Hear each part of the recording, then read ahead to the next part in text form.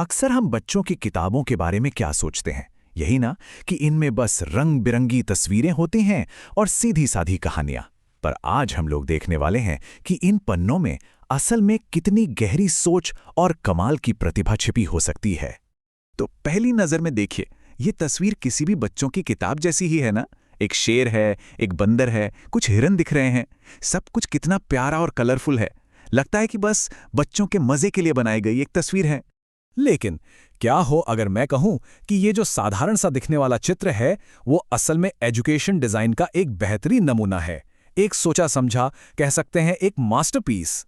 तो चलिए इस सादगी के पीछे छिपी हुई उस जीनियस को परत दर परत खोलते हैं और समझने की कोशिश करते हैं कि हम असल में सीखते कैसे हैं। यहाँ मकसद बस ये है कि इन पन्नों में जो सीखने का तरीका छिपा है उसे समझा जाए। एक ऐसा तरीका जो बच्चों के दिमाग पर बहुत गहरा असर डालता है। और मजे की बात यह है कि उन्हें पता भी नहीं चलता।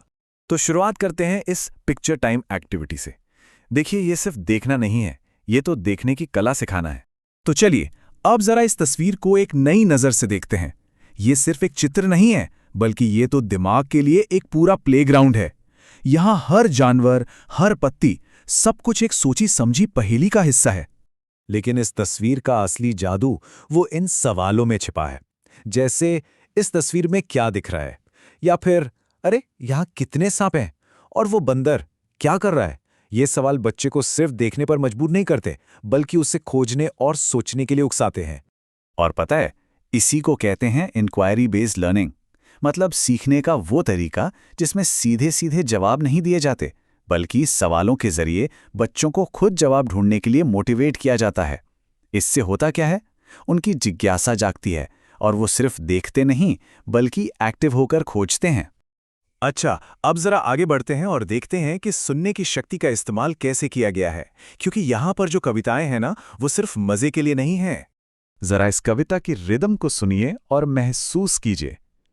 1, 2, 3, 4, 5। और फिर ये आगे बढ़ती है 6, 7, 8, 9, 10। कितनी सिंपल और आसानी से याद हो जाने वाली धुनें है ना। तो इस कविता का मकसद एकदम साफ है, 10 तक गिनती सिखाना। लेकिन यहां नंबर सिर्फ नंबर नहीं है, वो एक म्यूजिकल कहानी का हिस्सा बन जाते हैं।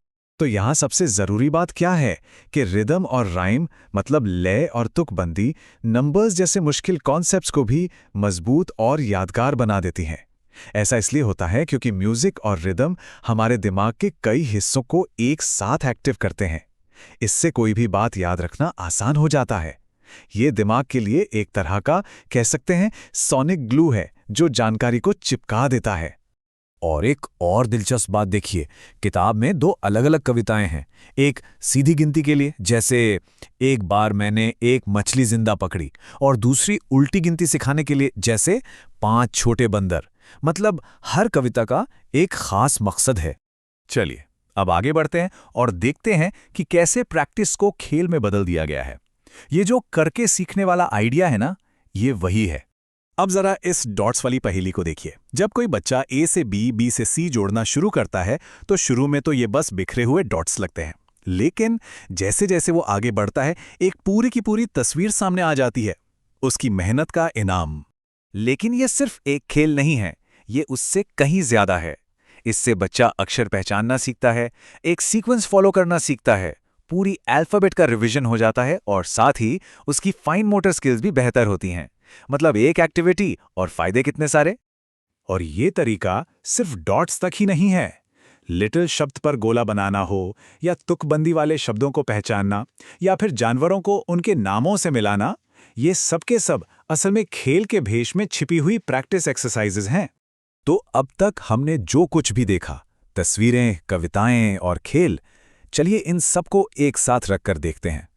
ये सब मिलकर सीखने की एक ऐसी अदृश्य लेकिन बहुत मजबूत नींव तैयार करते हैं। ये पूरा लेसन सीखने के लिए एक मल्टी सेंसरी अप्रोच का इस्तेमाल करता है। देखिए, विजुअल लर्निंग होती है पिक्चर टाइम से, ऑडिटरी लर्निंग कविताओं से, और काइनेस्थेटिक लर्निंग मतलब करके सीखना, वो होता है खेल और ड्राइंग से। हर सेंस को सीखने की प्रोसेस में शामिल किया गया है। और शायद यही इस पूरे एनालिसिस का सबसे बड़ा सबक है। सबसे इफेक्टिव टीचिंग वो है जो टीचिंग जैसी महसूस ही ना हो, वो इतनी नेचुरल और मज़ेदार होती है कि सीखना अपने आप में एक खेल बन जाता है, एक खोज बन जाता है।